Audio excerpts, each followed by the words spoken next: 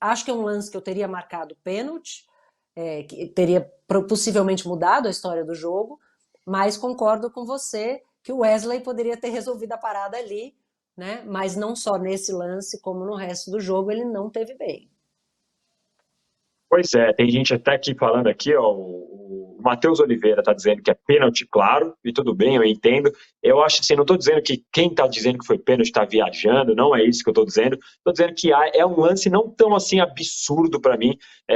E mais uma vez, se a gente olhar na câmera lenta, eu convido a todos vocês aí que viram o jogo, claro, mas para ver com calma esse lance específico, analisar a passada do Rony, para vocês verem como ele muda e como ele deixa a perna. Ele nem a perna dele fica até esticada, porque ele quer deixar o pé para o contato. Ele sabia que o Fábio ia deslizar e bater ali. Mas assim, eu entendo também, como disse a Alicia e como tem gente aqui dizendo no chat, que, por exemplo, Osmar Dias, não interessa, o Fábio pegou no pé do Rony, portanto é pênalti.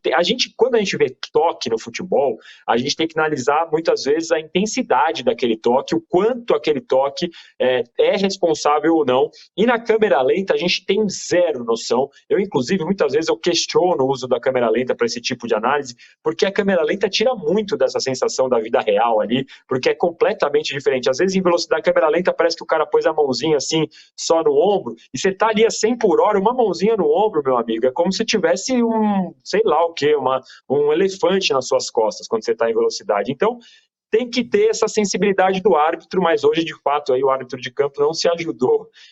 E uma coisa, né, Alice, a gente já viu mais uma vez, né, hoje com o Fluminense foi assim, já tinha sido com o Goiás, aquele lance do Tadeu, que foi ridículo, o goleiro do Goiás. Contra o Ceará, acho que um pouco menos, mas também teve.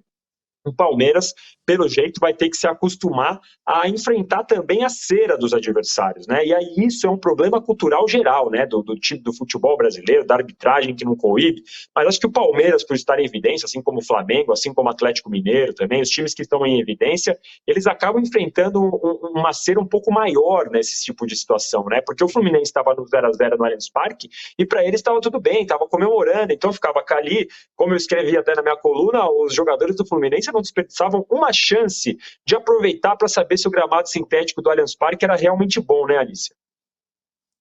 Não, é infernal, é infernal. Eu não sei quantas vezes a gente, desde o começo do ano, a gente está no início de temporada e é pelo menos a terceira ou a quarta vez que a gente precisa falar de cera, né? Então, e eu acho especialmente lamentável no jogo contra o Fluminense, né? Não é um time pequeno.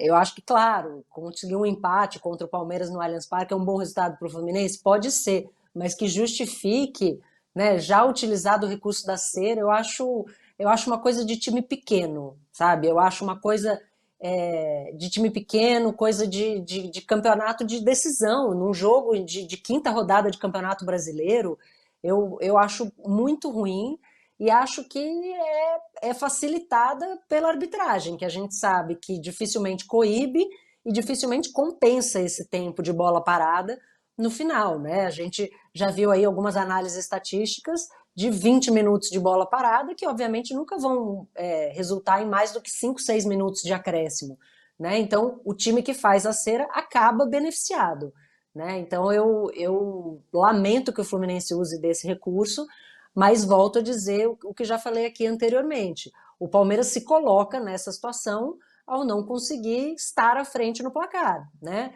Ou no caso hoje, ter tomado esse empate e não conseguir retomar a dianteira, né? Então, quando você está ganhando, você não sofre cera, né? E isso, no caso do Fluminense, não tão grave, mas o Palmeiras esteve nessa situação contra adversários bem mais fracos, em que deveria estar ganhando o jogo.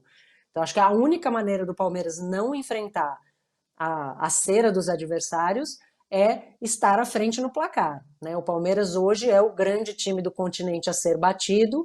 Quem conseguir arrancar um bom resultado contra o Palmeiras vai se utilizar desse recurso. É parte inerente do futebol sul-americano. E infelizmente eu não vejo isso mudando, ainda mais diante da qualidade da arbitragem, né? Ou da falta de qualidade da arbitragem, que eu acho que hoje interferiu muito mais no jogo do Palmeiras, né? Por ficar picotando o jogo, acabou interferindo e quebrando a velocidade do jogo do Palmeiras, atrapalhando bastante.